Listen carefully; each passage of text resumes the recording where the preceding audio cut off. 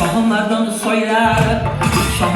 soylar, sallanıp okadıya, sallanıp okadı. Kakilleri her yola tovlanıp okadıya, tovlanıp okadı. Kakilleri her yola tovlanıp okadıya, tovlanıp okadı. Sahibiyle nazarın saçın taraydı ya, saçın taraydı.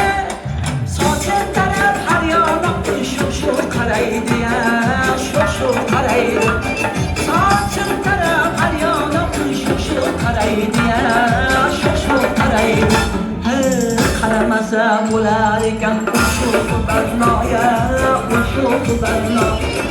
Her işlerde sezilip kaldım özge cananoya, özge cananoya.